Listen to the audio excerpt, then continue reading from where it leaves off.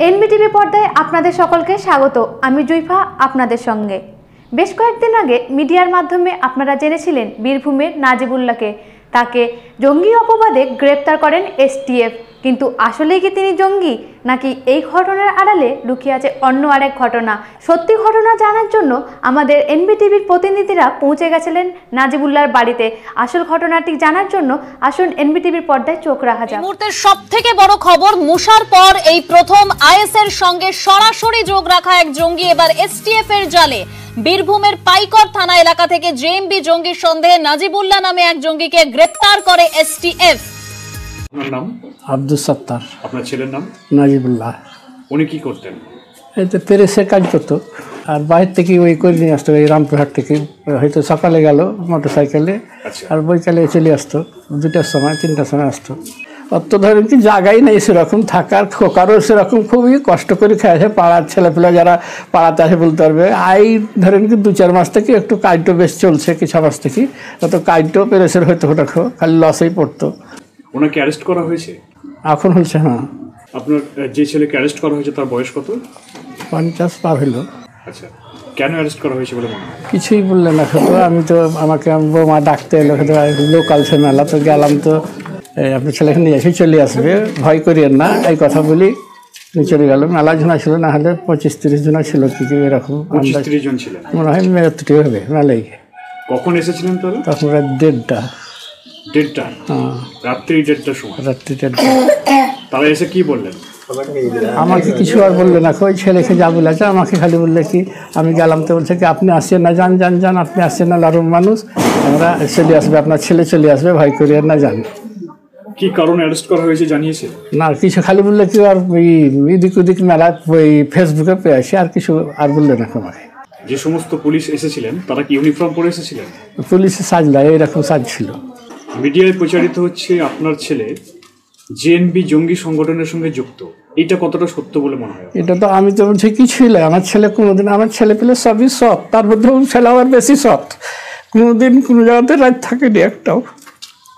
রাত 7টা-8টা হলছে চলে আসছে, একটু আমার কাছে এসে বসে আছে, হয়তো আমার পাঁগি লেগে টিপি দিয়ে আছে, তেল দিয়ে আছে, তো করি ফের চলে গেল, শুতে গেছে। বলা হচ্ছে উনি নাকি বিদ্বেষমূলক এবং জিহাদি বই ছাপিয়ে প্রচার করতেন। ওই তো কোনোদিন তো শুনিও নি, দেখিও নি আমি। আপনার ছেলের আচার আচরণ কেমন ছিল? খুবই সুন্দর। পাড়ার লোকই বলতে পারবে আচার আচরণ, পাড়াতে ব্যবহার করে, গ্রামের লোকই বলতে পারবে। কোনো কাউরির সাথে ঝগড়া নেই, তা কোনোই কিছুই ছিল না। এই যে অ্যারেস্টগুলো করা হচ্ছে, এইগুলোর কারণ কি হতে পারে বলে আপনার মনে হয়? আমি তো সব মনে করছি কি এগুলো সব ভাঁওতাবাজি করছে, আমার ছেলের উপরে দোষারোপ চাপেছে।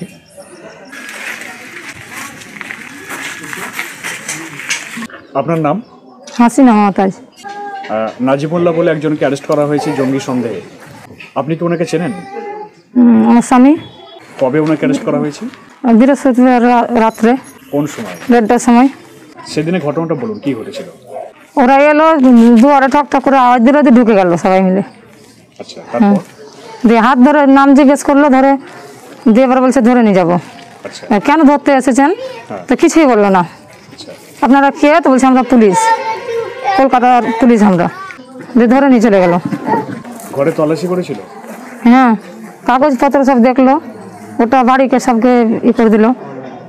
তল্লাশি করে কি পেয়েছেন? কিছুই পাইনি। বলা হচ্ছে নাকি জিহাদি পুস্তিকা পাওয়া গেছে? না, কিছুই পাইনি।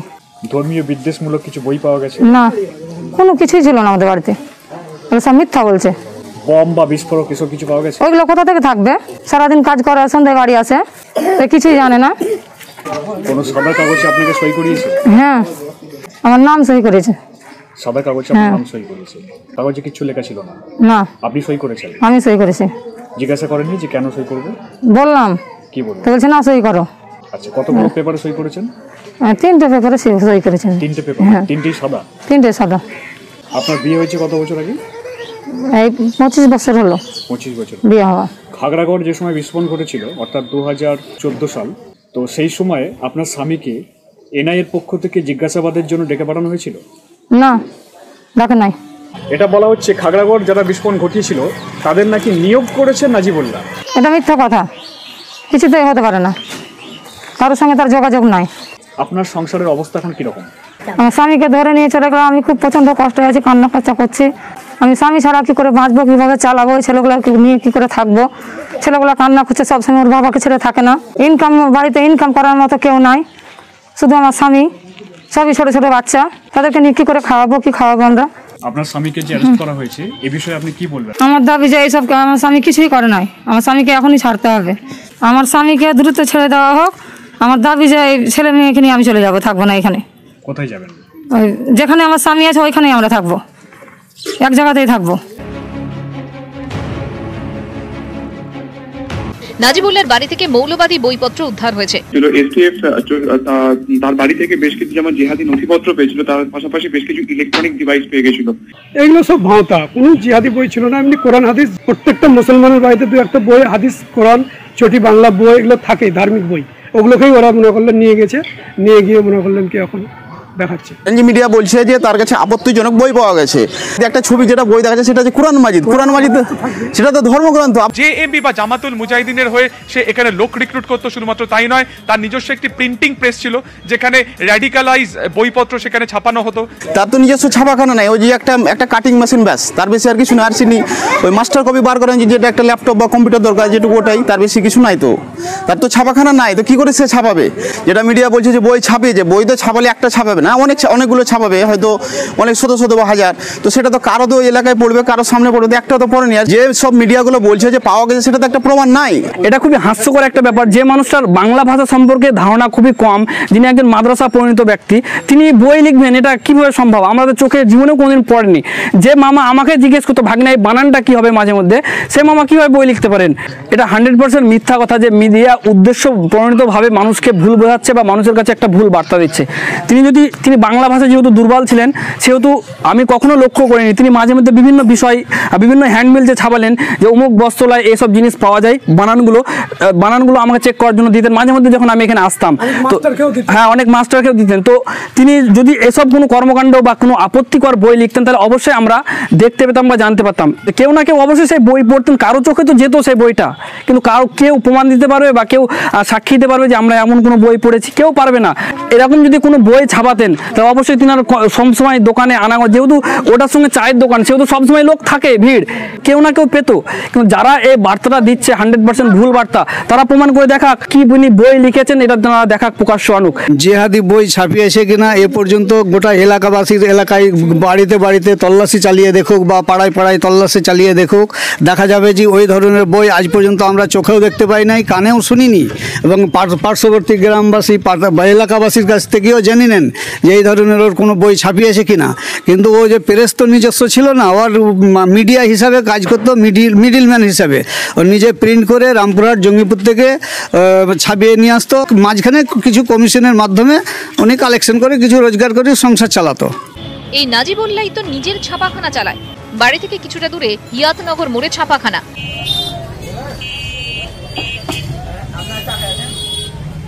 অদ্ভুত যেটা দেখতে পাচ্ছেন, যেটাকে ছাপাখানা বলে মিডিয়ায় প্রচার করা হচ্ছে, এটা সেই দোকান এবং এটা কেন্দ্রিক, এটা চায়ের দোকান, এটা আমার এক মামার দোকান। এবং এটা যেটাকে ছাপাখানা বলা হচ্ছে মিডিয়াতে, সেটা অদ্য এটা ছাপাখানা কিনা আপনার ক্যামেরায় দেখুন, এটা অদ্য ছাপাখানা নয়। এখানে আপনার ভিতরে দেখতে পাবেন যে এখানে থাকতো কম্পিউটার ডেস্কটপ, এখানে তিনি লিখতেন, মামা এখানে লিখতেন, মানে কম্পিউটার ডেস্কটপ ছিল, এখন সিপিইউ ছিল, এবং এটাকে ওনারা সিজ করে নিয়ে গেছেন। এবং যেটাকে বলা হচ্ছে অদ্য ছাপাখানা নয়, এটা ছিল আপনার কাটিং মেশিন। অনেকে যারা লিখার কাজ করেন তারা করেন কি সরাসরি ছাপাখানা থেকে ওগুলো কমপ্লিট করে কেটে নিয়ে আসেন। তো মামা এটা মেশিনটা নিয়েছিলেন এই জন্য যাতে উনি শুধুমাত্র ছাপিয়ে এখানে কাটলে কি হবে, 2 টাকা বেঁচে যাবে, এটাই উদ্দেশ্য।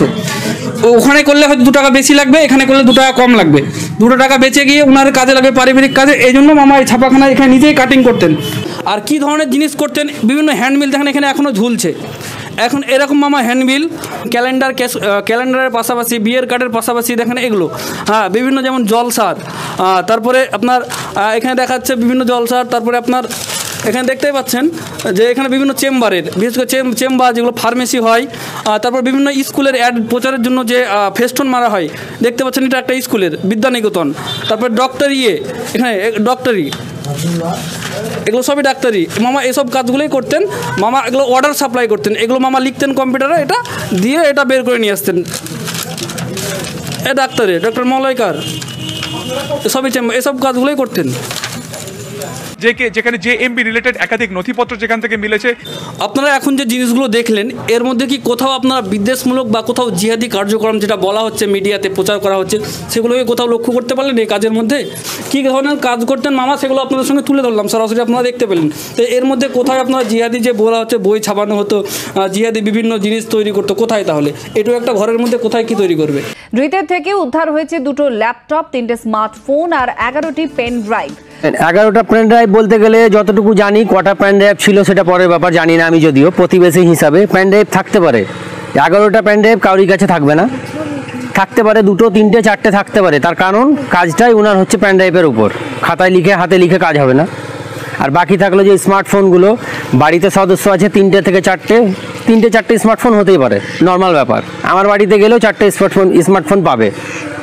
আর বাকি থাকলো ল্যাপটপ একটা ছিল, ওনার কাজে লাগবে, ওটা থাকতেই পারে।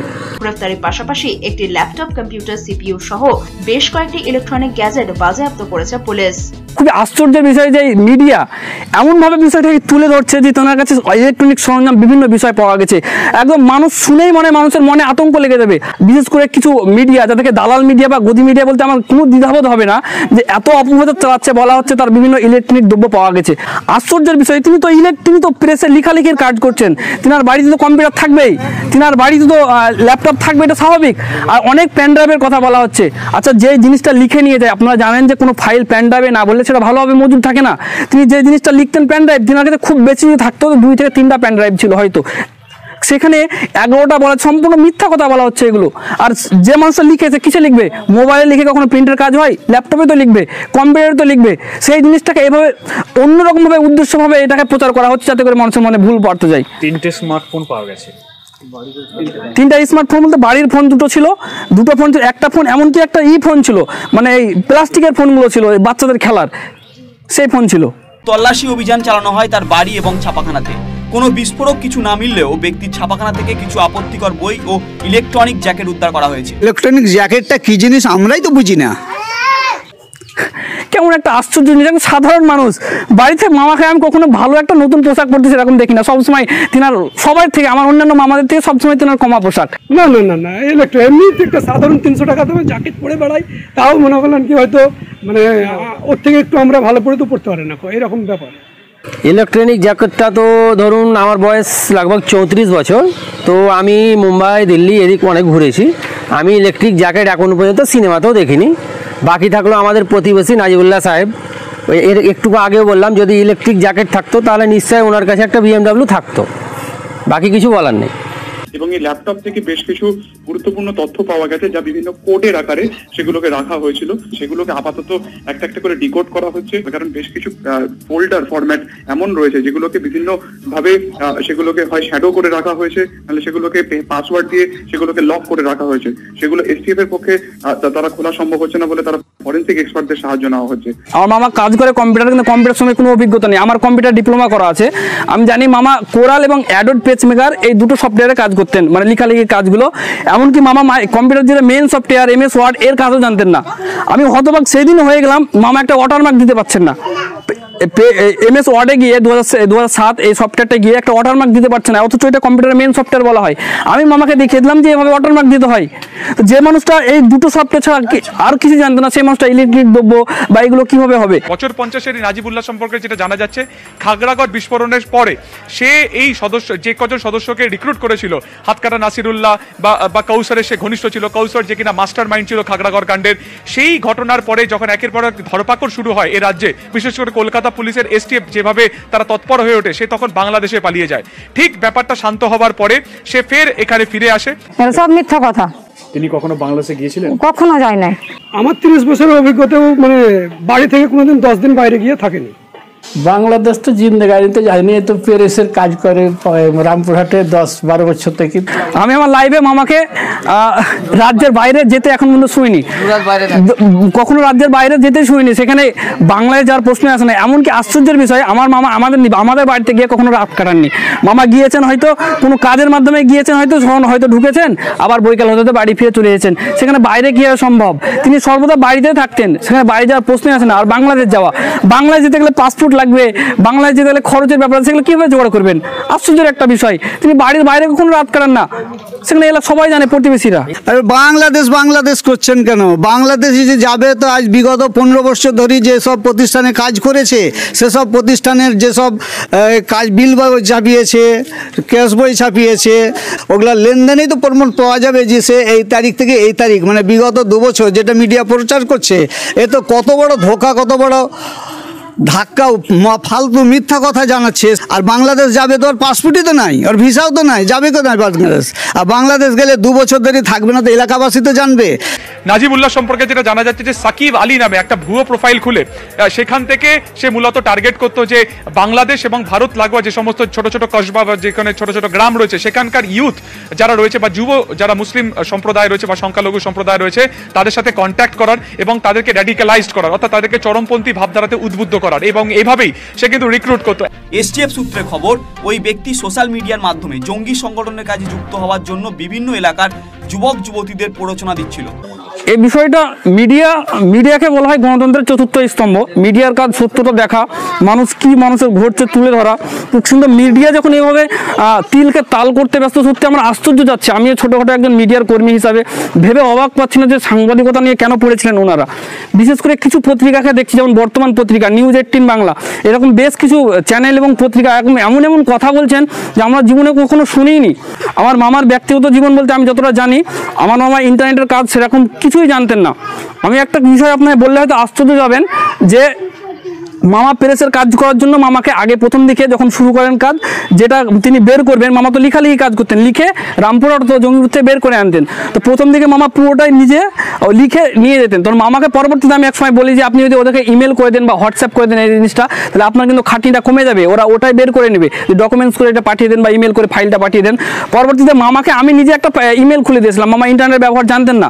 আরেকটা বিষয় আশ্চর্য লাগছে যে ইন্টারনেটের মাধ্যমে তিনি মানুষকে উদ্বুদ্ধ করছেন কথাটা বলে, সত্যি এতটাই অবাক যাচ্ছি যে প্রেসের লিখালিখির কাজ করার সময় বিভিন্ন ছবি, যেমন কাস্ট্রোল মোবিলের ছবি, বিভিন্ন কার্টুনের ছবি ব্যবহার করার জন্য যেগুলো ব্যবহার করা হয়, স্টিকার। তো আমি যখন এখানে আসতাম মাঝে মধ্যে, তখন মামা আমাকে বলতেন যে এই ছবিগুলো একটা নামিয়ে দাও। তো জানতেন না, গুগলের ব্যবহারই জানতেন না, ইন্টারনেটের ব্যবহার। আমি মামাকে মাঝে মধ্যে এগুলো শিখিয়ে দিয়েছি বা দেখিয়ে দিয়েছি। সেক্ষেত্রে বলা হচ্ছে তিনি নাকি ইন্টারনেটের মাধ্যমে এরকম মানুষকে উদ্বুদ্ধ করতেন বা মানুষকে কাছে রাখতেন। শুনে কথাগুলো আশ্চর্য হয়ে যাচ্ছি, এগুলো কী ধরনের কথা, কী ধরনের মেন্টালিটি, ওনার পরিবার কী অবস্থায় কাটছে, এই বিষয়গুলো একবারও তুলে ধরেন না। মামার ফেসবুক আইডি ছিল বলে আমি জানতাম না। আমি অনেকদিন পূর্বে মামার একটা দেখেছিলাম, একটা মামার নামে ছিল, শুধুমাত্র একটা আইডি ছিল অনেকদিন পূর্বে, যে আইডিতে আমি কখনো পোস্টই দেখিনি এবং ওই আইডিটা ফলোই হতো না কখনোই। সাকিব আলী নামে একটি ফেসবুক অ্যাকাউন্ট রয়েছে নাজিবুল্লাহর, সেখান থেকে দেশ বিরোধী নানা প্রচারের অভিযোগও উঠেছে ধৃতের বিরুদ্ধে। এই আইডিটা সম্পর্কে আমার ব্যক্তিগতভাবে সেরকম কোনো ধারণা ছিল না। এই মিডিয়াতে দেখার পর আমি সার্চ করে দেখলাম সাকিব আলী ফেক নাম প্রচার করা হচ্ছে। কিছু কিছু মিডিয়া আবার মামার নামও নাজিবুল্লাহ ওরফে সাকিব আলী প্রচার করছে। সেখানে আমি মানে আইডিটা ঘুরে এসে দেখলাম সেরকম কিছু নেই, শেয়ার পোস্ট রয়েছে শুধু। যে বা যারা বলছেন বা যারা প্রচার করছেন তারা নিজেরাই গিয়ে আইডিটা একবার সার্চ করে আসুন না, আইডিতে কী পোস্ট করতো তারা কি দেখাতে পারবেন? আপনারা নিজেরাই গিয়ে আইডিতে একবার ঘুরে আসুন, সেখানে আপনারা পারলে একটা প্রমাণ দেখান সেখানে বিদ্বেষমূলক কিছু রয়েছে, সেখানে দেশবিরোধী কোনো কথা রয়েছে, আপনারা নিজেরাই দেখুন, আপনারা নিজেরা একবার যাচাই করে দেখে আসুন এবং মিডিয়ার কথার সঙ্গে আপনাদের যাচাইকে মিলান। তারপরে দেখবেন যে মিডিয়া কত বড় মিথ্যুক, কীভাবে তারা মিথ্যা বা ভুল ধারণা মানুষের মধ্যে প্রচার করছে। আপনারা নিজেরা মিডিয়াকে অন্ধভাবে বিশ্বাস না করে নিজেরাই গিয়ে সার্চ করুন না একবার, কেন মিডিয়ার কথা এভাবে নিজেদেরকে গুলিয়ে ফেলছেন। একাধিক মাদ্রাসার নামও কিন্তু উঠে আসছে, যেখান থেকে এই নতুন যাদেরকে রিক্রুট করা হতো তাদেরকে মগজ ধোলাই করা হতো, এছাড়া ফান্ড রেইজ করা হতো। অর্থাৎ এই মাদ্রাসাতে ভর্তির নামে যে টাকা নেওয়া হতো সেটাকেই পরবর্তীকালে সেটা জেএমবি বা আইএস এর ফান্ডে সে দিত। সম্পূর্ণ মিথ্যা বানোয়াটি কথা, একেবারেই বানোয়াটি কথা। এর মধ্যে কোনো রকমের কোনো প্রমাণ থাকলে প্রমাণ করে দেখ মিডিয়া বা ডিপার্টমেন্টের লোক এসে। কেন আল কাউসার মিশন বলি নয়, এলাকাতে না হলেও 10-15টা মিশনের উনি কাজ করতেন। সবারই তো মানে ওনার কাছে কাগজপত্র সব কিছুই রেডি আছে, সব কিছুই তো পাবে এবং সেসব কাগজপত্রতে দেখা যাবে যে উনি বিনিময়ে ছাপিয়ে এনে দিতেন, রেডি করে দিতেন, তার বিনিময়ে কিছু পারিশ্রমিক পেতেন। খালি মিডিয়া খালি অপপ্রচার করলেই হয়ে গেল।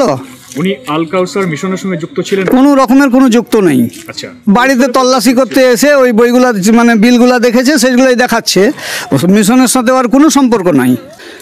আর যেসব বিলগুলো দেখা যাচ্ছে সেগুলো মিডিয়া কৌশল করিয়ে দেখাচ্ছে যাতে ও কোনো মিশনের সঙ্গে কোনো মাদ্রাসার সঙ্গে কোনো জায়গায় কোনো যুক্ত নাই। মিডিয়া এটা বিভিন্ন রকমভাবে কৌশল করে ওই ছবিগুলোকে শো করছে, নিয়ে সেটাকে দেখানো হচ্ছে যাতে উনি দোষী সাব্যস্ত হন। আর একটা জিনিস, যখন কোনো সন্ত্রাসবাদী অনুমান করে বা জঙ্গি অনুমান করে কাউকে গ্রেপ্তার করা হয়, তখন দেখা যায় যে মাদ্রাসা না হয় কোনো প্রতিষ্ঠানকে জড়িয়ে দিচ্ছে। এটা কেন করছে? প্রতিষ্ঠান কি করলো? তার সঙ্গে তো প্রতিষ্ঠানের কোনো সম্পর্ক নেই, তো কেন জড়াচ্ছে কোনো মাদ্রাসাকে বা কোনো প্রতিষ্ঠানকে?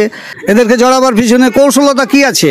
আল কায়দার পরে এবার ফের কলকাতা পুলিশের এসটিএফ এর একটি বড়সড় সাফল্য, যেখানে বীরভূমের পাইকর থেকে গ্রেপ্তার করা হলো নাজিবুল্লাহকে। এই নাজিবুল্লাহ সম্পর্কে যেটা জানা যাচ্ছে যে নাজিবুল্লাহ জেএমবি বা জামাতুল মুজাহিদিনের সক্রিয় সদস্য ছিল, এর পাশাপাশি তার আইএস যোগ রয়েছে। জেএমবি হয়তো এই নামগুলো এলাকাবাসী কখনো শুনেইনি। এই এলাকা জানে যে এই কাশিমনগর গ্রামটা একটা মুসলিম সংখ্যাগরিষ্ঠ গ্রাম। সেই গ্রামে এখানে ছেলেমেয়েরা সবাই ধার্মিক, সেখানে নামাজ রোজা করে, এবং সেই গ্রামের কোনো মানুষকে যদি জেএমবি প্রশ্ন হয় কীভাবে জানবে? সাধারণ এইসব প্রশ্ন এগুলো মানে যেগুলো জঙ্গি সংগঠন, এগুলো আদতে মিডিয়ার মাধ্যমে জানছে। আপনারা একবার এসে সাধারণ মানুষের মধ্যে করুন, যাচাই বাছাই করুন যে মানুষ কয়জন এই নামগুলো জানে। এটা খেটে খাওয়া গ্রাম। সেখানে আমার মামা কীভাবে এলাকার মানুষদেরকে নিয়োগ করবে? তিনার সঙ্গে তো সকল ভালো ব্যবহার মানে চলাফেরা, উঠা বসা, প্রতিবেশীরা সকলে জানেন তিনি একজন ভালো মানুষ, কাজ কামের মধ্যেই ব্যস্ত থাকতেন। সেখানে কীভাবে তিনি নিজেই তো সংসার নিয়ে তিনি হেল্প করতেন, নিজের পরিবার চালাতেন, নিজের মেয়ের বিয়ে দিতে পারেননি, এরকম মানুষ জঙ্গি সংগঠন? কি ব্যাপার, আশ্চর্য একটা বিষয় ব্যাপার এটা। আমার মামা আমাকে মানে এসব সম্বন্ধে মামার সঙ্গে কোনদিন আমার আলোচনাই হতো না। মামার সময় ধর্ম সম্বন্ধে মাঝে মধ্যে মামা বলতেন, মামু নামাজ পড়ছো তো? মামা শুধু এই কথাই বলতেন, কারণ আমি কলেজ লাইফের স্টুডেন্ট। বর্তমান তো ইয়াং প্রজন্ম মুসলমান যুব সমাজরা হয়তো নামাজ পড়ে না, এই জন্য মামু বলতেন, মামু নামাজ পড়ো, ভুলে যেও না। মামু এই কথাগুলোই বলতেন। এছাড়া মামার সঙ্গে আমার এরকম কোনো আপত্তিকর কথাবার্তা মামার সঙ্গে আমার কোনোদিন কিছুই হয়নি, এবং মামা বলতেনও না। এবং আমি কোনোদিন ব্যক্তিগতভাবে কাউকে দেখিওনি কখনো বলতেন, বা ওই দোকানে তো সকলে উঠা বসা করতেন। আর একটা বিষয়, আশ্চর্যের বিষয় এখানে না বললেই নয়, যে জায়গায় দোকান সেখান থেকে খুব বেশি হলে 3 কিলোমিটার দূরে থানা রয়েছে, পাইকর পিএস, সেই 3 কিলোমিটার দূরে। এবং সেই দোকানে 1 কিলোমিটার দূরে থানা, পাইকর থানা রয়েছে। এবং সেই দোকানে যেহেতু চায়ের দোকান, সেখানে সকলেই পুলিশ অফিসাররা আসতেন, এবং এবং পাইকর যে সিভিক পুলিশরা সকলে এসে দোকান থাকতেন, আড্ডা মারতেন, খেতেন। এমনকি আরও যে বিষয়টা নাই, হিয়াতনগর মোড়ে সিসিটিভি ক্যামেরা লাগানো আছে, তো ক্যামেরা চেক করে বোঝা যাবে যে কে মানুষ আসতেন না আসতেন। পুলিশ অফিসাররা সব দিন রাত ওখানে আড্ডা মারতেন। তাহলে যেখানে পুলিশ অফিসাররা দিন মানে যেতেন আসতেন, তিনারা তো একটু হলে তিনার মেন্টালিটি বুঝতে পারতেন, তিনার কথাবার্তা শুনে কী ধরনের কথাবার্তা বলছেন। সেখানে সিনারা বুঝতে পারেন কি এগুলো সম্পূর্ণভাবে মিথ্যা উদ্দেশ্যভাবে প্রণীত প্রচার করা হচ্ছে, তিনার নামে যেন ভুল প্রচার করা হয়। কারণ নাজিবুল্লাহ আইএস এর এখানে যেমন ফান্ড রেজ করতো, ঠিক তেমন ভাবে কিন্তু সে লোক রিক্রুট করতো। মামা খেটে খাওয়া মানুষ, কিভাবে ওসব দেশবিরোধী কাজের সঙ্গে যুক্ত হতে পারেন? এগুলো দেশবিরোধী কাজের সঙ্গে মামার এগুলো কোনো চিন্তা চেতনায় ছিল না। খাগড়াগড় কাণ্ড, যেটা 2018 সালের 2 অক্টোবর হয়েছিল, সেই ঘটনার সময় খাগড়াগড়ের যতজন সদস্য ছিল তার মধ্যে বেশ কয়েকজন সদস্যকে কিন্তু নাজিবুল্লাহ রিক্রুট করেছিল। এটা তো 100% একটা মিথ্যা ঘটনা যে খাগড়াগড়ের সঙ্গে তাকে মিডিয়া উদ্দেশ্য প্রণীতভাবে তার মানে যোগ খুঁজছে এবং যোগ লাগিয়ে দেওয়া হচ্ছে উদ্দেশ্য প্রণীতভাবে। আশপাশের মানুষরা জানতে পারবে তিনি কেমন মানুষ ছিলেন। এটা সম্পূর্ণ একটা উদ্দেশ্য প্রণীতভাবে তাকে ফাঁসানো হচ্ছে। তো এখানে আর একটা বিষয় না বললেই নয়, আমি একটা রিপোর্ট আছে আমার কাছে, রিপোর্ট পড়ছিলাম যে NBDC ন্যাশনাল বম্ব ডাটা সেন্টারের তথ্য অনুযায়ী যে 2014 সালে 190টা বোম ব্লাস্ট হয়েছে। তো তার মধ্যে একটা রয়েছে খাগড়াগড়, শুধু ভারতবর্ষেই। তো খাগড়াগড় সেই সময় হয়, তখন আমি অত কিছু জানতাম না, কারণ আমি তখন ছোট ছিলাম, ক্লাস 9-এ পড়তাম। পরবর্তীতে এখন জানতে পারছি তার বিষয়টা সুন্দর মিডিয়ার মাধ্যমে। তো এখানে একটা বিষয়, 2014 সালে এই ন্যাশনাল বম্ব ডাটা সেন্টারের রিপোর্ট অনুযায়ী যে 190টা ভারতবর্ষে বম্ব ব্লাস্ট হয়েছে, কিন্তু এই তথ্যটা খবরটা কতজন মানুষ জানে? 190টার মধ্যে খাগড়াগড় একটা। আমি কোনো অপরাধকে সাপোর্ট করি না, দেশবিরোধী কোনো কাজের সঙ্গে যারা যুক্ত থাকবে তাদেরকে আমরা কখনোই করবো না, কারণ আমাদের সবার উপর দেশের বিরুদ্ধে যে যাক আমরা তাকে কখনোই সাপোর্ট করবো না। আমরা চাই মহামান্য আদালত সর্বোচ্চ তাকে শাস্তি দেখ, তার অপরাধ যদি প্রমাণিত হয়। কিন্তু আমার যেটা বলার বিষয় যে 2014 সালে 190টা বম্ব ব্লাস্ট হয়েছে, কিন্তু 190টার মধ্যে 189টা আমরা কেউ জানতাম না। আমরা বেশিরভাগ মানুষ 99% সাধারণ মানুষই জানি না, আমরা শুধু খাগড়াগড়কে জানি। কারণ কি?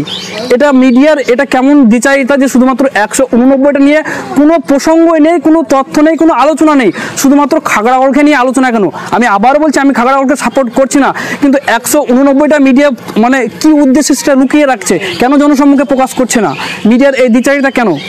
এখানে এই বিষয়গুলো থেকে একটাই মাথায় প্রশ্ন আসছে যে মিডিয়া যেহেতু 190টা সম্পর্কে কখনোই আলোচনা করছে না, শুধু খাগড়াগড়কে নিয়ে আলোচনা করছে, তাহলে এর সঙ্গে প্রত্যক্ষ বা পরোক্ষভাবে যে মুসলমানগুলো জড়িত, এই জন্য কি এটাকে নিয়ে বেশি আলোচনা হচ্ছে, এটাকে নিয়ে হাইলাইট করা হচ্ছে? যদি এটাই না হয়ে থাকে আর কি উদ্দেশ্য হতে পারে? এই জঙ্গি মূলত আইএস এর ফান্ড জোগাড় এবং জঙ্গি নিয়োগের কাজে যুক্ত ছিল, এই বিষয়ে আর কি তথ্য পাচ্ছ? তার উপর যেটা দায়িত্ব ছিল সেটা হচ্ছে যে ফান্ড রেইজ করা। আপনি যে ব্যাংকের কথা বললেন, লেনদেনের কথা বলা হচ্ছে, সেখানে আমি আপনাকে ব্যাংকের স্টেটমেন্ট বা ব্যাংকের যে লেনদেনের হিসাব, যে আপডেট আপনাকে দিচ্ছি, আপনার মিলিয়ে দেখুন এখানে কোনো সন্দেহভাজন বা কোনো আপত্তিকর লেনদেনের যে বিষয় আছে কিনা, তাহলে আপনারা বুঝতে পারবেন কোনো কিছুই আপত্তিকর বা অর্থ সরবরাহ নেই। আমার বাইরের ট্রানজ্যাকশন বলতে মাঝে মধ্যে যে কাজগুলো কলকাতা থেকে করে আনতেন, হয়তো রাস্তাঘাটে যাচ্ছেন, টাকা না নিয়ে সেখানে অল্প কিছু টাকা সেটা তিনি অনলাইনের মাধ্যমে দিয়ে দেন, বাস এতটুকু, এছাড়া আর কিছুই নেই। আপনারা দেখুন স্টেটমেন্টটা। ঘটকপুকুরের বৈদ্য অটোমোবাইলে আসুন আর নিয়ে যান আপনার পছন্দের গাড়ি। এখানে বিভিন্ন কোম্পানির 3 চাকা, 4 চাকা ও 6 চাকার গাড়ি নগদ ও সহজ কিস্তিতে পাওয়া যায়। আমাদের ঠিকানা ঘটকপুকুর নলমুড়ির মধ্যস্থল, বাসন্তী হাইওয়ে রোড। বিস্তারিত জানতে ফোন করুন 9153911795 অথবা 9836491180। আপনার নাম?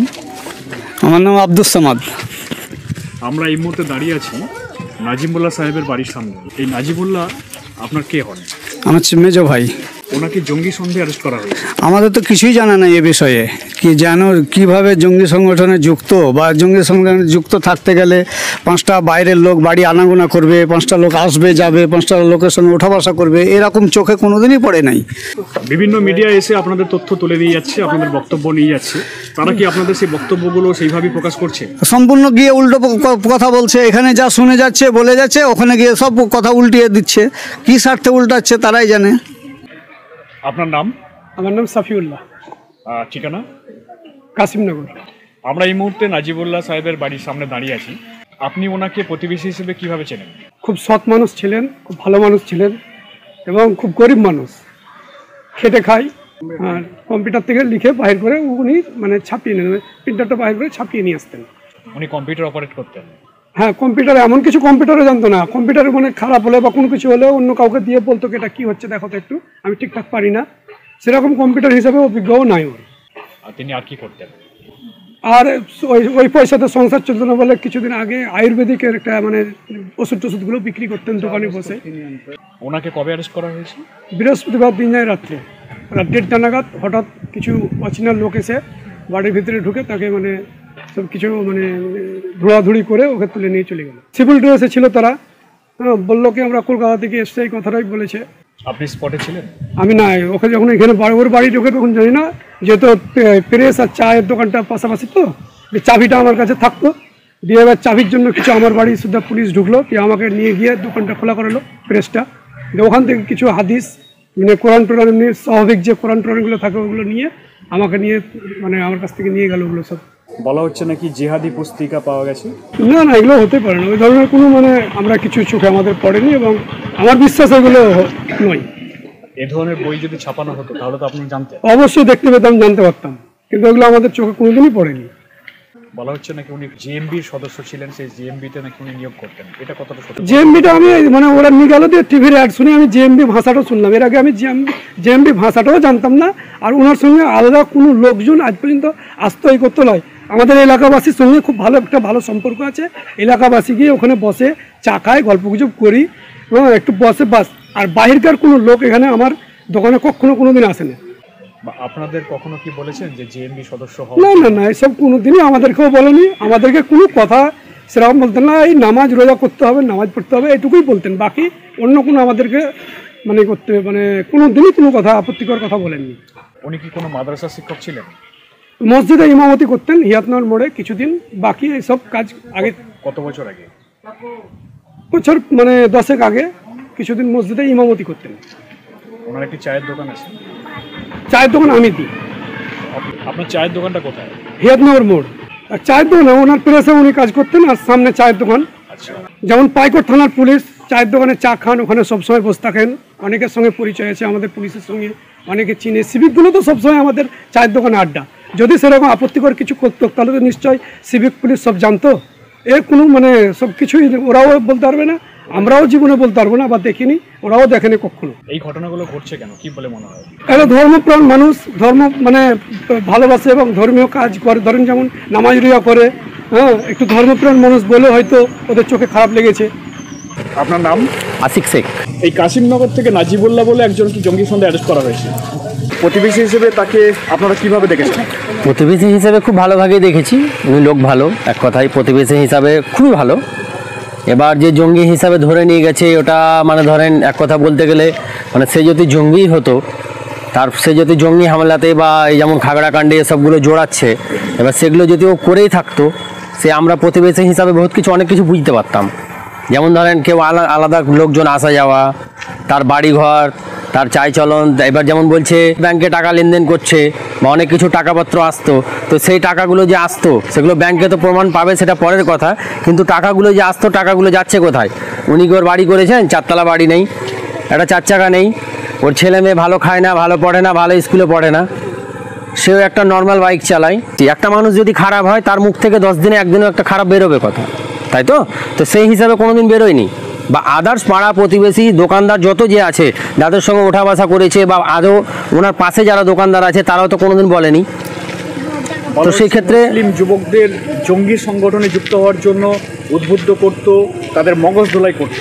আর যেটা বলছেন যে যুবকদেরকে বলতো বা যুবকদেরকে মানে করতো যে না তোমরা এটা করো, তো কই আমাকে কোনোদিন বলেনি। বা আদার্স যুবক যারা আছি চলেন আমাকে বললেন না, আমাদের যে আরও 10টা বন্ধু বান্ধব আছে, পাড়া প্রতিবেশীরা আছে, তাদেরকে তো বললেন না যে না যুবক চলো তোমাদেরকে এই করতে হবে ওই করতে, ওরকম তো কোনোদিন খারাপ কিছু বলেনি।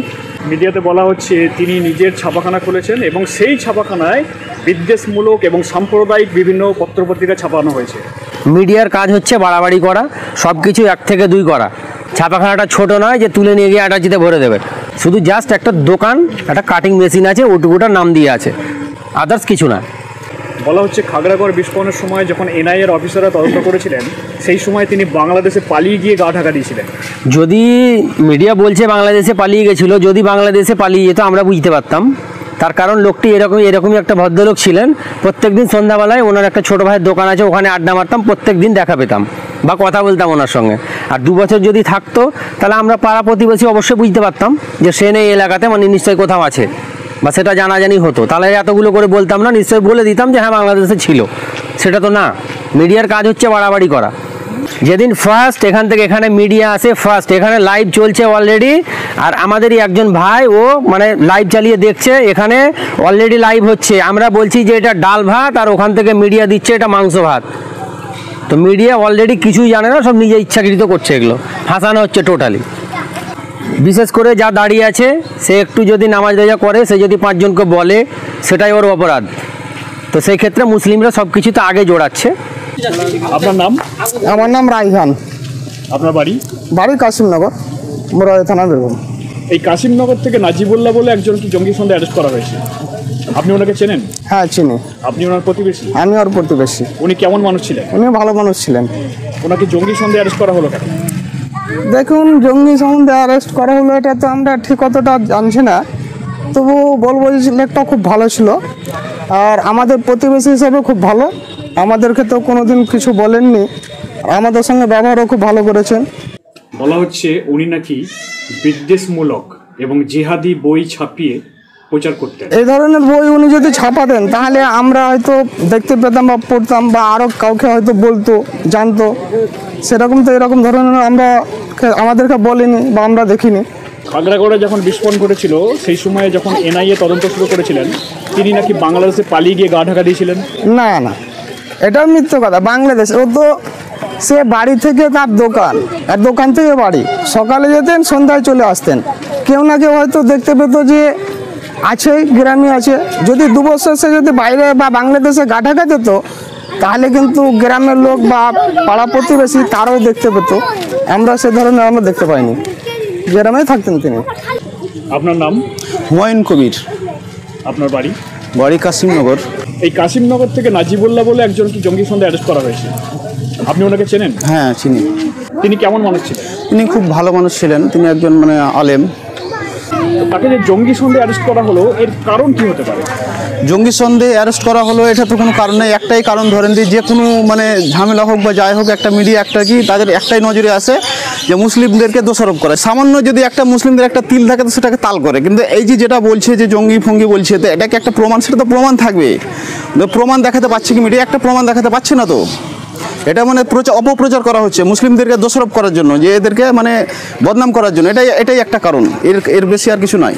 বৃহস্পতিবার রাত্রে তাকে 1:30টার সময় নিয়ে গেল, তারপর দিন শুক্রবারই তার মেয়ে মানে একটা জামাই দেখতে আসতো। তো এখন এমন অবস্থায় যে কি অবস্থা, কিভাবে সংসার যাবে, যে ডাল ভাত খাবে সেটা এখন মানে চিন্তায় পড়ে গেছে, কিভাবে তাদের সংসার যাবে। এই যে করছে মিডিয়া, কেন করছে এটা? কি এই যে আপনার নিউজ 18 বাংলা যেটা বলছে যে আপনি তাকে জঙ্গি প্রমাণ বলে দিচ্ছে, জঙ্গি ধরা পড়েছে। জঙ্গি তো তাকে ধরা পড়েনি, তো প্রমাণ করে দেখাতে পারছে না, তো কেন জঙ্গি বলা হচ্ছে? মিডিয়া এই ধরনের প্রচারগুলো করছে কেন? এরা মুসলিম বিদ্বেষী, মুসলিমদেরকে বদনাম করা, এটাই একটা উদ্দেশ্য। আপনার নাম? আমার নাম আসিফ আলম। আপনি কি করেন? আমি এখনো ছাত্র, বর্তমান বিএড রানিং, এবং পাশাপাশি একটা পত্রিকায় লেখালেখি করি। আপনার ঠিকানা? আমি বহরমপুর, মুর্শিদাবাদ। আপনি যেখানে দাঁড়িয়ে আছেন ঠিক তার পিছনেই নাজিবুল্লাহ সাহেবের বাড়ি। হ্যাঁ। ওনাকে আপনি প্রতিবেশী হিসেবে কিভাবে চেনেন? উনি সম্পর্কে আমার মামা হচ্ছেন। ওনাকে যেদিন রাত্রিতে গ্রেপ্তার করা হয় সেদিন রাত্রিতে আমি এখানেই ছিলাম। সে সময় রাত্রিতে 1:30 নাগাদ ঘুমিয়েছিলাম। আমি এই বাড়ি থেকে তোলা হয়েছে মামাকে, এ বাড়িতে তোলা হয়েছে। আমি পাশের বাড়িতে ছিলাম আর এক মামার বাড়িতে। তো হঠাৎ করে রাত্রি 1:30 নাগাদ যে শুনতে পাচ্ছি যে একদল লোক এসে মামার ও বাড়িতে ধাক্কা মারছে দরজায় এবং খুলতে বলছে। মামা পরিচয় জিজ্ঞেস করছে, পরিচয় প্রথমত ওনারা বলতে চাননি, তো বললেন পাইকোট থানা থেকে। কিন্তু এখানে এসে কোনো পরিচয় দেওয়া হয়নি, অজ্ঞাত পরিচয়। আমরা তখন থেকে এটাই জেনে এসেছি তাদের কোনো পরিচয় নেই বা পরিচয় ওনারা দেননি। স্বাভাবিকভাবে কাউকে অ্যারেস্ট করতে গেলে অ্যারেস্ট মেমো ইত্যাদি দিতে হয়, ওনারা কিছুই বলেননি। ওনারা মামাকে তুলিয়ে নিয়ে গেছেন। এবং যে মামার প্রেস আছে ওনার সঙ্গে আমার আর একটা মামার চায়ের দোকান, দুটো একসঙ্গে রিলেটেড দোকান, মানে চায়ের দোকান সামনে এবং ওটাকে কেন্দ্রিক। সেই জন্য সে চাবি ছিল আমার মামার কাছে, চাবিটা থাকে আর এক মামার কাছে। ওই মামার কাছে চাবি নেওয়ার জন্য মামাকে গেটে ধাক্কা দিতে, মামা যখন খুলে, মামা সুগারের পেশেন্ট, মামাকে শীতের পোশাক পর্যন্ত পরতে দেওয়া হয়নি, মামাকে তুলে নিয়ে যায়। তারপরে দোকান খুলে নিয়ে যাওয়া হয়েছে। তখন পর্যন্ত বাড়ির সবাই থতমত হয়ে গেছে, চমকে গিয়েছে। হঠাৎ যেমন শুকনোতে বাজ পড়ে সেইভাবে বাজ পড়ার মতো কি হলো বাড়িতে হঠাৎ করে, সবাই মানে বিস্মিত হয়ে গেছে, কি হচ্ছে এটা। তাড়াতাড়ি স্থানীয় লোকাল পাইকোট থানায় আমরা যাই, যে হঠাৎ করে মানে আমরা এই উদ্দেশ্য নিয়ে যাচ্ছি যে আমরা তো জানি না কারা এসেছে। হঠাৎ করে অজ্ঞাত পরিচয় লোক অনেক এসে এইভাবে বাড়িতে তুলে নিয়ে চলে গেল, কোনো পরিচয় দিল না। আমরা থানায় যাচ্ছি তো দেখছি ইতিমধ্যে থানায় বেশ কিছু গাড়ি রয়েছে। আমরা থানার অফিসারকে জানাতেই ওনারা বললেন যে কলকাতা থেকে STF এসেছিলেন এবং ওনারা তোমার মামাকে নিয়ে গেছে। এবং চায়ের দোকান যে মামার আছে সেই মামা এখানে সেই মামাকে সই করাচ্ছেন বিভিন্ন কাগজে। দোকান থেকে কিছু বাংলা বই এবং কিছু আরও কিছু যেসব কোরআন হাদিস এসবের বই ছিল, বইগুলো নিয়েছে, বইয়ে সই করেছেন এবং কিছু ফাঁকা কাগজেও সই করেছেন। মামাকে সঙ্গে দুজন সিভিক পুলিশের এবং একজন অফিসারের সই করেছেন। অজ্ঞাত পরিচয় বলে যারা এসেছিলেন, যেটা আপনি বললেন, তো তারা কি কোনো ইউনিফর্ম পরে এসেছিলেন? না, সকলে সিভিল এসেছিলেন, এমনি নর্মাল পোশাকে ছিলেন। হ্যাঁ। কতজন এসেছিলেন? আমরা যখন প্রথমত তো মামার এই বাড়িতে আমরা জানতে পারিনি, আমরা ওই বাড়িতে দেখলাম, তখন ওই বাড়িতে কিছুজন গিয়েছিলেন, প্রায় 7 থেকে 10 জন মতো গিয়েছিলেন। ওখানে গিয়ে আমরা মানে ওনারা সম্ভবত পরবর্তীতে বুঝতেলাম হয়তো দুটো ভাগে মানে দল হিসাবে এসেছিলেন। একদল আমার ওই মামাকে নিয়ে সঙ্গে সঙ্গে বেরিয়ে গেছে, থানাতে ঢুকেইনি। আর যে মামার চায়ের দোকান আছে ওই মামাকে থানায় নিয়ে গিয়ে সই করাচ্ছিলেন। তো ওখানে দেখলাম বেশ 5 থেকে 7টা গাড়ি ছিল। গ্রেপ্তার করার কি কারণ সেটা কি ওনারা জানিয়েছেন? আমি STF অফিসারের সঙ্গে কথা বললাম যে কী ব্যাপার স্যার, কী হয়েছে। তো আমি অ্যারেস্ট মেমো, তো উনি অ্যারেস্ট মেমোর কথা বললে উনি কিছুই বললেন না। উনি শুধুমাত্র বললেন আমার কন্ট্যাক্ট নাম্বারটা রাখুন। ওনার কন্ট্যাক্ট নাম্বারটা দিয়েছিলেন এবং আমি যখন ওনাকে কী ব্যাপার জিজ্ঞেস করলাম তখন উনি বললেন যে তোমার মামা সোশ্যাল মিডিয়ায় বিভিন্ন উল্টাপাল্টা কাজ করতো, যেমন শিরকের বিরুদ্ধে বলতো, কাফেরদের বিরুদ্ধে বলতো, জিহাদি জিনিস প্রচার করতো, এসব কথা বললেন। তো কোন অ্যাকাউন্ট থেকে কিছুই বলেননি। পরবর্তীতে মিডিয়ার মাধ্যমে যেটা জানতে পারলাম যে সাকিব আলী নামে একটা অ্যাকাউন্ট এবং যে সোশ্যাল নেটওয়ার্কের কথা বলা হচ্ছে, আমি নিজেও সেই আইডিটা ঘুরে দেখলাম। তো আইডিটা ঘুরে যেটা দেখতে পেলাম যে সেখানে 95% প্রায় পোস্টই বিভিন্ন নিউজ, বিভিন্ন কিছু শেয়ার করা এবং কিছু পোস্ট নিজস্ব রয়েছে যেগুলো নামাজ, কুরবানি এসব বিষয়ে, আর কিছু ইউটিউব লিঙ্ক রয়েছে এই পোস্ট। এছাড়া আইডিতে আর আমি কোনো পোস্টই দেখতে পেলাম না।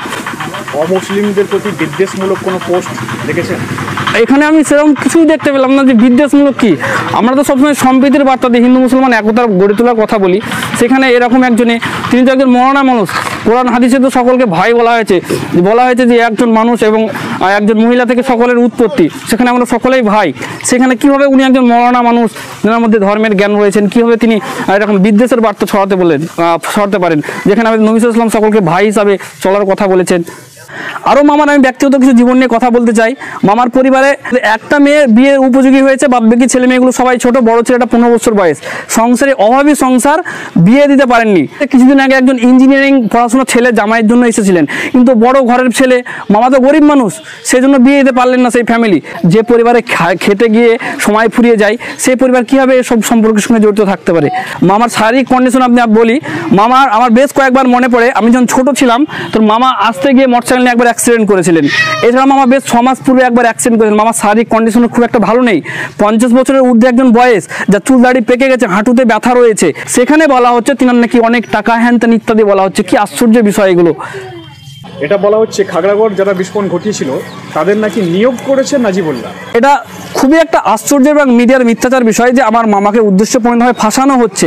মামা সাধারণ কাজকর্ম নিয়ে ব্যস্ত থাকতেন। এখানে মামার একটা দিন আমি আপনার কথা উল্লেখ করতে চাই, হয়তো শুনলে আপনার আশ্চর্য যাবেন। কোনো মানুষ যদি জঙ্গি কার্যকলাপের সঙ্গে যুক্ত থাকে, তার অনেক অর্থ হবে, অনেক টাকা পয়সা হবে, তার বাড়িতে চলাফেরা বিভিন্ন ইত্যাদি হাইলাইট, মানে চলাফেরার দিকটাই ধরনটাই আলাদা হবে। কিন্তু আমার মামার জীবনটা সম্পূর্ণ ব্যতিক্রম, একদম নিরীহ মানুষ চলাফেরা। এত তিনি সহজ সরলভাবে চলাফেরা করতেন, তার পোশাক খুবই নিম্নমানের হতো। আমি এর আগেও বলেছি যে অন্যান্য সব মামাদের থেকেও আমার এই মামা গরিব। আবার অন্যান্য মামারা, আমার নানার আমার 7টা মামা, তো 7টা মামাকে আমার নানা 7 মামাকে এক খুব করে ঘর করে দিয়েছিলেন। এই যে আমার মামার ঘর, এই মামার ঘর কিন্তু নিজের করা নয়, আমার নানা এখানে এই 7টা মামাকে এক খুব করে ঘর করে দিয়েছিলেন। আবার অন্যান্য মামা, বড় মামা, সে যে সাইডে ঘর করতে পারলেও আমার এই মামার 7টা সন্তান হওয়া সত্ত্বেও আমার মামা কিন্তু সাইডে কোথাও বাড়িঘর করতে পারেনি। মায়ের মাত্র 1টা-2টো ঘর, এর মধ্যে কষ্ট করে এইভাবে দিন যাপন করছে। তো এই মানুষটা কীভাবে অন্যান্য দিকে যেতে পারে? কোনো মানুষ কি চাইবে নিজের সন্তান নিয়ে একটা ঘরে আটাপিটি হয়ে থাকতে? কোনো মানুষ কি চাইবে যে পরিবারে খাবার জুটছে না, সেই মানুষটা সবার সন্ত্রাসীর সঙ্গে যুক্ত? কীভাবে হতে পারে? আপনি লকডাউনের কথা বলি, লকডাউনের সময় আমরা চাষি পরিবারের সন্তান, আমার বাবা চাষ করে, তো আমরাও চাষের সঙ্গে জড়িত। তো আমার মা লকডাউনের সময় বাড়িতে দেখছি কিছু টাকা আব্বার কাছ থেকে নিলেন, আমার কাছ থেকে নিলেন। জিজ্ঞাসা করা হলো কেন? তো মেয়ে যেমন আমার মামার জন্য, নাজিবুল্লাহর জন্য বলছেন যে আমার খুব অবস্থা খারাপ বাড়তে। তো যে মানুষটা লকডাউনে বাড়তে ভাত জুটছে না, সেই মানুষটা জঙ্গির জন্য অর্থ সরবরাহ করতেন বা জঙ্গিদেরকেই করতেন। এটা কিভাবে সম্ভব হতে পারে? আরও একটি বিষয় এখানে না বললেই নয়, আমাদের যে এসটিএফ অফিসাররা ধরে নিয়ে গেছেন, এ বিষয়ে কিন্তু আমরা অতটা আশ্চর্য হয়নি। কারণ কি, আমরা জানি যে আমার মামা নির্দোষ, তিনি ছাড়া পাবেন। এটা আমরা 100% নির্দোষ, আমরা কনফিডেন্স সঙ্গে বলতে পারি। সাথে এটাও বলছে আমার মামা যদি অপরাধী হয়ে থাকেন, যদি তিনি অপরাধ প্রমাণিত হোক, তাহলে মহামান্য আদালত তাকে শাস্তি দেবেন। কিন্তু আমরা এটা দৃঢ় বিশ্বাসের সঙ্গে বলতে পারি যে আমার মামা নিরপরাধ, তার কোনো কারণ, এই জন্য আমরা অতটা আশ্চর্য হচ্ছে না। কিন্তু মিডিয়া যেভাবে মিথ্যাচার করছে, এই সম্পূর্ণ যে অপোজিটভাবে কথাগুলো বলছেন, এই কথাবার্তাগুলো শুনেই সকলে আশ্চর্য হয়ে যাচ্ছে আমরা, এবং সকলে মানুষ অবাক হয়ে যাচ্ছেন যে কীভাবে সম্ভব, এগুলো কি উদ্দেশ্যে তারা এই কাজগুলো করছে, এটাই আমাদের প্রশ্ন সবারই মনে ঘুরপাক খাচ্ছে। এই ঘটনাগুলো ঘটছে, এর কারণ কি হতে পারে বলে মনে হয় আপনার? ঘটনাগুলো ঘটছে আমি যতটা আমার মাথায়, মানে আমি বুঝতে পারছি যে সামনে বিধানসভা নির্বাচন। এখন আমরা প্রায় লক্ষ্য করি যে ভোটের পূর্বেই বেশিরভাগ সব সময়তে দেখা যায় যে জঙ্গি টঙ্গি এসব নিয়ে মিডিয়াতে বেশি হাঙ্গামা হচ্ছে। কিছু মিডিয়া নিজেদের টিআরপি বাড়ানোর জন্য এবং কিছু দলকে হয়তো নিজেদের তাদের মতাদর্শ প্রচারের জন্য। আমার তো মনে হচ্ছে যে মানে বিধানসভা নির্বাচনের পূর্বে উদ্দেশ্যপূর্ণভাবে সংখ্যালঘুদের প্রতি টার্গেট করা হচ্ছে। আপনার নাম? আমার নাম আলামুদ্দিন মন্ডল। এই নাজিবুল্লাহ যাকে অ্যারেস্ট করা হয়েছে, তার চায়ের দোকানে আমরা বসে আছি, তিনি কেমন মানুষ ছিলেন? খুবই ভালো ছেলে। সে কোনো রকম খারাপ কাজের সঙ্গে আজ পর্যন্ত আমরা দীর্ঘ 30 বছরের মেলামেশা আমরা দেখতে পাইনি। সে কোনোদিন বিড়ি খায়নি, আমার নজরে পড়েনি, বিড়ি খায় না, তাড়ি খায় না, মদ খায় না, গাঁজা খায় না। হ্যাঁ, কোনো রাজনৈতিক দলের সঙ্গে সে যুক্ত পর্যন্ত থাকে না। আমার তো মনে হচ্ছে যে এটাই বলে ওর অপরাধ, যে অসামাজিক কাজকর্মের সঙ্গে যুক্ত থাকে না, তার জন্য ওকে আরও বেশি চক্রান্ত করে ফাঁসানো হয়েছে, যতটুকু আমার ধারণায়। বলা হচ্ছে উনি জিহাদি বই ছাপিয়ে প্রচার করতেন। বাজে কথা, সম্পূর্ণ বাজে কথা এটা। আমরা পাশাপাশি দোকানদার, তার তো বই বা কাগজ কিছু একটা আমাদের হাতের কাছে আসতো, কিন্তু সেরকম কিছু আছে। সে আমি মুসলিম ঘরের ছেলে হলেও আপনি এখানে পাশাপাশি আমাদের হিন্দু ভাইরাও আছে, তাদের সঙ্গে আমাদের যথেষ্ট ভালোবাসা। কে হিন্দু কে মুসলিম আমাদের এখানে বুঝতে পারবে না, হ্যাঁ, তাদেরকে জিজ্ঞেস করলে আপনি এটাই পাবেন। শুধু তাই নয়, আপনি এই চত্বরটা বাদ দিয়ে আপনি হিয়ারতনগর সারাউন্ডিং যদি জিজ্ঞেস করেন, ইভেন কাশিমনগর তার জন্মভূমি, কাশিমনগরের লোকে যদি বলতে পারেন তো ছেলেটা সম্বন্ধে আমার মনে হয় না যে কেউ বলতে পারবে যে এরকম খারাপ কাজের সঙ্গে যুক্ত থাকে কোনোদিন। তিনি মুসলিম যুবকদের জঙ্গি সংগঠনে যুক্ত হওয়ার জন্য মগজ ধোলাই করতেন এবং উদ্বুদ্ধ করতেন। বাজে কথা, তাহলে তো আমরাও তো মুসলিম, আমাদের তো মগজ ধোলাই করতো। পাশেই তো আমরা আছি, বেশি দূরে যেতে হবে না ওকে। বা এলাকা তো মুসলিম, তাহলে তো গ্রামে গ্রামে তাকে অনেকেই চিনে, তাহলে তো সেভাবে মগজ ধোলাই করতো। বিশেষ করে আমরা প্রতিবেশী দোকানদার হিসাবে পাশাপাশি দোকানদার আমাদেরও তো মগজ ধোলাই একাডেমি করতো। 2014 সালে যে খাগড়াগড় বিস্ফোরণ ঘটেছিল সেখানে জঙ্গিদের নাকি তিনি নিয়োগ করেছিলেন, এটা কতটা সত্য? বাজে কথা, এসব আমাদের ধ্যান ধারণার মধ্যে, সত্য তো দূরের কথা, আমাদের ধারণার মধ্যে এটা আসতে পারে না। এই ধরনের ছিল। মিডিয়া এই প্রচারগুলো করছে কেন? মিডিয়া এই প্রচার করছে, এখন মিডিয়াতে তো একটা শ্রেণীর লোকের দ্বারা প্রভাবিত হয়, হ্যাঁ, একটা অংশের দ্বারা প্রভাবিত হয়। নিশ্চয়ই তাদের কিছু হয়তো কিছু গিভ অ্যান্ড টেক পলিসি চালু আছে, হয়তো ওই জন্যই হয়তো করছে। আপনার নাম? আমার নাম আবু বকর শেখ। এই নাজিবুল্লাহ সাহেবকে জঙ্গি সন্দেহে অ্যারেস্ট করা হয়েছে, তিনি কেমন মানুষ ছিলেন? উনি খুবই ভালো ছিলেন এবং যেটা জঙ্গি সন্দেহ করেছেন এটা সম্পূর্ণ ভুল। কোনোদিন আমরা দেখতে পাইনি যে 5টা লোক ওর কাছে এসে বসেছে কিংবা গল্প সল্প করেছে, কি বাইরে থেকে এসছে, কোনো বাইরের লোকের সঙ্গে আদান প্রদানও ছিল না। মিডিয়াতে বলা হচ্ছে উনি নাকি জিহাদি বই ছাপিয়ে প্রচার করতেন এবং অমুসলিমদের বিরুদ্ধে বিদ্বেষ প্রচার করতেন। তো সেই বইগুলো কই যেগুলো জিহাদি বই চালিয়ে আমরা তো এখন পর্যন্ত একটা হাতে পাইনি। যে মিডিয়া হাতে পেয়েছে সেই মিডিয়া আমাদেরকে পৌঁছে কি ওর লেখা বই এটা। মিডিয়াতে এই প্রচারগুলো করছে কেন? সেটা মিডিয়াদের ব্যাপার। মিডিয়ারা এখন কিসের জন্য করছে সেটা মিডিয়ারা জানে, মিডিয়ারা তদন্ত করে। ওই মিডিয়াকে আমি বলবো যে গোটা কাশিমনগর 25,000 লোকের বস্তি, প্রত্যেকটা গ্রাম ঘুরে ঘুরে প্রত্যেকটা ছোট থেকে বড় ওই নাজিবুল্লাহ সম্বন্ধে জানতে পারে, সে কিরকম ছেলে, ভালো না মন্দ। এসব ঘটনার পেছনে কি কারণ আছে বলে মনে হয় আপনার? এটা ঘটনার পেছনে কোনো রাজনৈতিক চাল থাকতে পারে। যেমন দেশে বিজেপি, তারা চাইছে যে আমাদের এদেরকে ভয় দেখিয়ে আমাদের সংখ্যাগরিষ্ঠ বেশি আসবে, এই কারণে করতে পারে। আপনার ঠিক দোকানের উল্টো দিকে নাজিবুল্লাহ সাহেবের চায়ের দোকান, ওনাকে অ্যারেস্ট করা হয়েছে জঙ্গি সন্দেহে। তো তিনি কেমন মানুষ ছিলেন? ওনাকে আমি 20 বছর থেকে একই জায়গায় দেখছি বসে। 20 বছর ধরে। 20 বছর ধরে? হ্যাঁ। আচ্ছা। আমারও ফলের দোকান, ওনার চায়ের দোকান প্লাস কাটিং। আপনার নাম? আমার নাম হচ্ছে এখলাসুর রহমান। এখলাসুর রহমান। এখলাসুর রহমান। বলা হচ্ছে তিনি নাকি জেএনবির মতো সন্ত্রাসবাদী সংগঠনের হয়ে কাজ করতেন। এটা কিন্তু ভুল, সম্পূর্ণ ভুল। তার উপরে অন্যায় করা হয়েছে। বলা হচ্ছে তিনি বিদ্বেষমূলক জিহাদি বই ছাপিয়ে প্রচার করতেন, এটা কতটা সত্য? না না, এটা মিথ্যা কথা। আমাদের কাছে আসতো তাহলে জিহাদি বই ছাপানো হলে। না, এটা আমরা কখনোই দেখিনি। আপনার নাম? বিকি শেখ। আপনার বাড়ি? কামারপুর। আচ্ছা। এই নাজিবুল্লাহ যাকে অ্যারেস্ট করা হয়েছে জঙ্গি সন্দেহে, তার চায়ের দোকানের ঠিক উল্টো দিকে আপনার দোকান, উনি কেমন মানুষ ছিলেন? ভালো মানুষ ছিলেন। ওনাকে জঙ্গি সন্দেহে অ্যারেস্ট করা হয়েছে, এর কারণ কি হতে পারে? এর কারণ ও অনেক ভালো মানুষ ছিল, হয়তো ভুল হয়েছে কিছু বা ভুল ভেবে অ্যারেস্ট করেছে। ভিডিওতে প্রচার করা হচ্ছে তিনি বিদ্বেষমূলক জিহাদি বই ছাপিয়ে প্রচার করতেন, এটা কতটা সত্য? এগুলো কিছু আমরা দেখিনি, এলাকায় হয়নি, ও শুনতে পাইনি। যদি এগুলো হতো তাহলে আমাদের হাতে বইটা আসতো, জানতাম। এগুলো কিছু হয়নি। কখন এরকম বই না পাইনি বা দেখিনিও, এটা ভুল। বলা হচ্ছে তিনি নাকি মুসলিম যুবকদের জঙ্গি সংগঠনে যুক্ত হওয়ার জন্য উদ্বুদ্ধ করতো এবং তাদের নিয়োগ করতো, এটা কতটা সত্য বলে মনে হয়? এটা মিথ্যা, সত্য না। যদি এটা হতো তাহলে আমাদেরকে জানাতো, বলতো। এটা মিথ্যা, আমাদেরকে বলে না, এরকম হয়নি কিছু। আপনার নাম? আমার নাম অশোক রবি দাস। অশোক রবি দাস। রবি দাস, হ্যাঁ। আচ্ছা। এই নাজিবুল্লাহ যাকে অ্যারেস্ট করা হয়েছে জঙ্গি সন্দেহে, তার দোকানের চায়ের দোকানের ঠিক পাশেই হচ্ছে আপনার দোকান। হ্যাঁ। তো তিনি কেমন মানুষ ছিলেন? ভালোই ছিল স্যার, আমরা দেখছি ভালোই আছে, পাশাপাশি অনেকদিন দেখতে আছি, ভালোই ছেলে। আচ্ছা। মিডিয়াতে প্রচার করা হচ্ছে তিনি বিদ্বেষমূলক জিহাদি বই ছাপিয়ে প্রচার করতেন, এটা কতটা সত্য বলে মনে হয়? আমরা ওগুলো জানি যে ক্যালেন্ডার ফেলে ছাপাই, ওই সব ওগুলো যায় না, তো পাশাপাশি বাস করেছি তো ক্যালেন্ডার ছাপাই, বাকি কিছু ছাড়ে না। যদি উনি এরকম বই ছাপাতেন তাহলে আপনার কাছে তো 2-1 পিস থাকতোই। হ্যাঁ, না ওইসব কিছু নেই। ওনাকে জঙ্গি সন্দেহে অ্যারেস্ট করা হলো, এর কারণ কি হতে পারে? ভুল, ওটা সন্দেহ করে ধরেছে হয়তো। আমরা তো জানছি অনেকদিন থেকে আছি, 30 বছর বাস করছি, পাশাপাশি করে জানতে পারলাম না আমরা। এবার 30 বছর হয়ে গেল ব্যবসা করা, পাশাপাশি করছি, কোনোদিনই কোনো কাউকে কোনো সব সন্দেহ ব্যাপারে বা কোনো এসব ব্যাপারে কিছু বলেনি। আমি হিন্দু মুসলমান বলি যে খারাপ বলবো না, ঠিক আছে, খুব ভালো ছেলে। আপনার নাম? আমার নাম আরাফাত শেখ। আরাফাত শেখ। আপনার কাছেই নাজিবুল্লাহ চায়ের দোকান, যাকে অ্যারেস্ট করা হয়েছে জঙ্গি সন্দেহে, তিনি কেমন মানুষ ছিলেন? আমরা তো জেনে আসছি তিনি মানুষ হিসাবে সাধারণ, ওদের নম্র ভদ্রলোক। তিনি জিহাদি বই ছাপিয়ে প্রচার করতেন, এটা কতটা সত্য বলে মনে হয়? আমরা দীর্ঘদিন ধরে পাশাপাশি বাস করছি, এই ধরনের কোনো ঘটনা আমরা এর আগে শুনিনি, তাকে সাধারণ মানুষ হিসাবেই জানি। মিডিয়াতে একটু প্রচার করা হচ্ছে যে তিনি নাকি জেএনবি বা ইসলামিক স্টেটে হয়ে কাজ করতেন, যেটা জঙ্গি সংগঠন।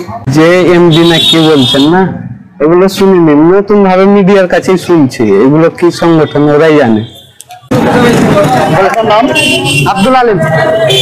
আব্দুল আলিম। আব্দুল আলিম, আচ্ছা আচ্ছা। আপনার পরিচয়? আমি একজন civic volunteer. Civic volunteer. Civic volunteer, আচ্ছা আচ্ছা। এই মোড়েই নাজিবুল্লাহ সাহেবের চায়ের দোকান, যাকে অ্যারেস্ট করা হয়েছে, আপনি তাকে কিভাবে ছিলেন? আমি এখানে ডিউটি করি, ডিউটি করার পরিপ্রেক্ষিতে ওকে চিনি। এখানে কখনো অপরিচিত মানুষের আনাগোনা ছিল? আমি তো ডিউটি অবস্থায় সেরকম তো কাউকে, চায়ের দোকানের লোক বসে থাকে, হ্যাঁ গ্রামেরই এখানকার। বলা হচ্ছে জেএনবি বা ইসলামিক স্টেট নামক জঙ্গি সংগঠনের হয়ে উনি কাজ করতেন, এটা কতটা সত্য বলে মনে হয়? এটা আমি জানি না।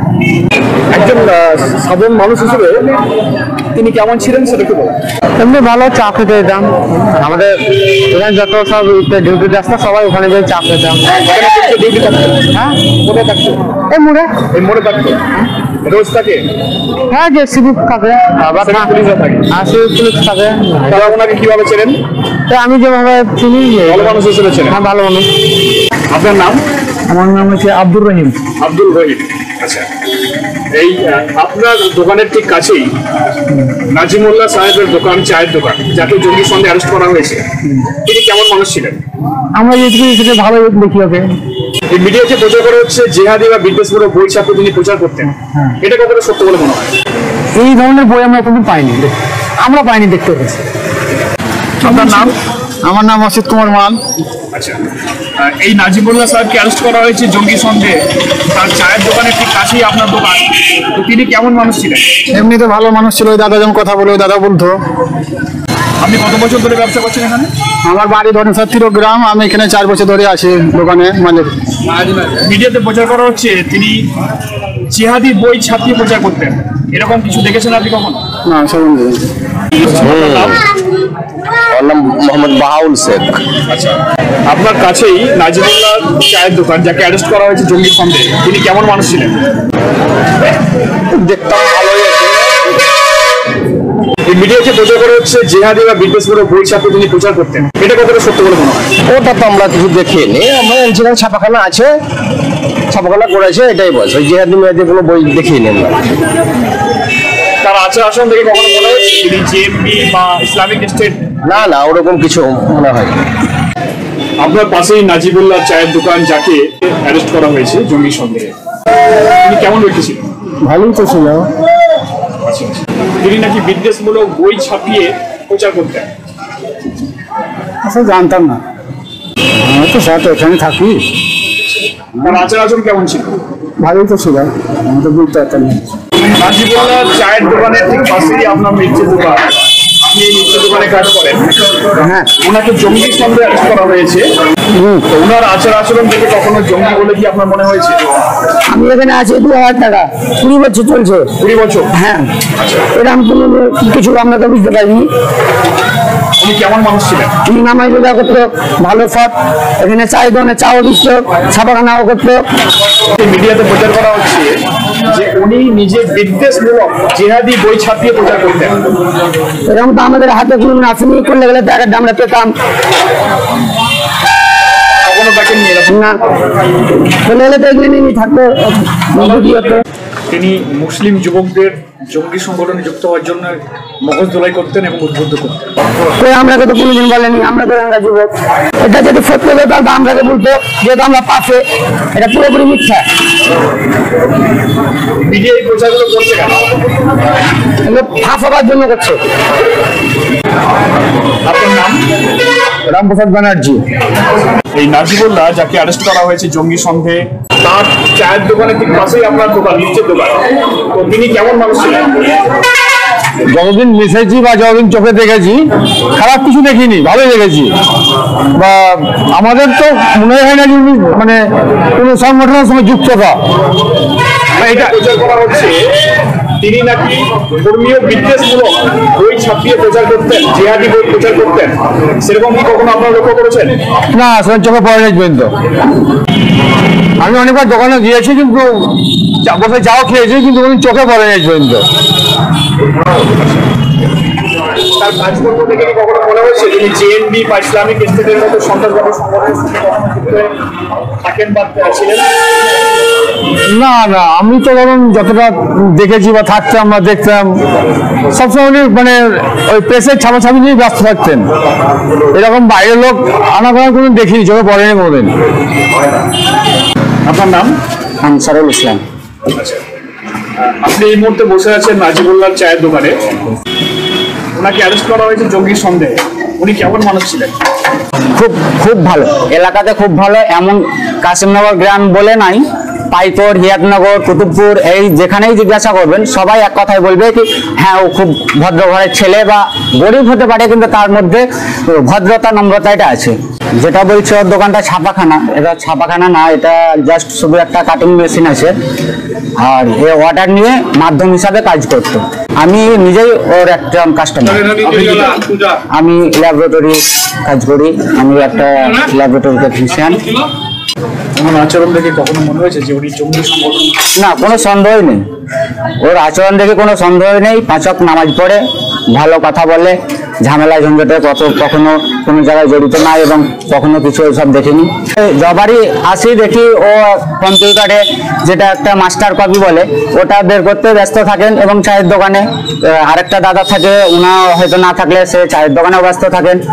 যেটা বলছে মিডিয়াতে শুনতে পাচ্ছি জিহাদি বই কিছু ছাপিয়ে নিজের থেকে প্রকাশ করতো, এই দোকানে এসে যে আমি আড্ডা মারি 5 ঘন্টা 1 ঘন্টা যতক্ষণই বসি, কোনোদিন তো কোনো এসব কিছু দেখিনি। আর যদিও ছাপিয়ে থাকতো তাহলে ও একটা নিজে ছাপাতো, এটাও তো বলতে পারে কি দাদা আমি এইটা বইটা ছাপিয়েছি, পড়ে দেখুন বা ই করুন। আমার তো সেরকম কখনো কারোর হাতে আসেনি, এবং কারোর মুখ থেকে খবরও পাইনি কি তিনি বই ছাপিয়েছেন, এই বইটা ছাপিয়েছেন, এই লিখেছেন। আমি তো কখনো কিছু শুনিনি। বলা হচ্ছে মিডিয়াতে প্রচার করা হচ্ছে তিনি মুসলিম যুবকদের জেএনবি জঙ্গি সংগঠনে যুক্ত হওয়ার জন্য উদ্বুদ্ধ করত, তাদের বিভিন্ন রকম মগজ ধোলাই করত।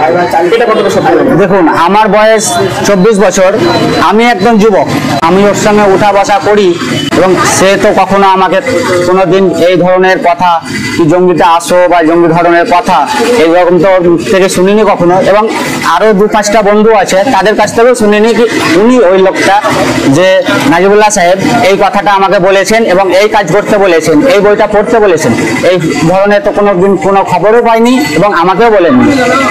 মিডিয়াতে প্রচার করার কারণটা কি হতে পারে? এগুলো ফাঁসানো হচ্ছে, এগুলো তো সব দেখছি মুসলিমদের বিরুদ্ধেই যাই খবর বলেছে, সব মুসলিমদের বিরুদ্ধে।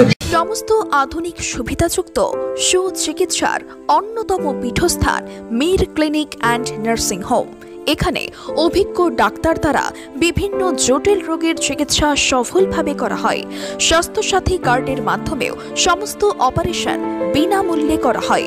গর্ভবতী মায়েদের বিনা খরচে ডেলিভারি ও 1000 টাকার সরকারি অনুদান দেওয়া হয়। আমাদের ঠিকানা ঝুড়ির মোড়, জীবনতলা, দক্ষিণ 24 পরগনা। বিস্তারিত জানতে যোগাযোগ করুন 9732774920 অথবা 7872034360।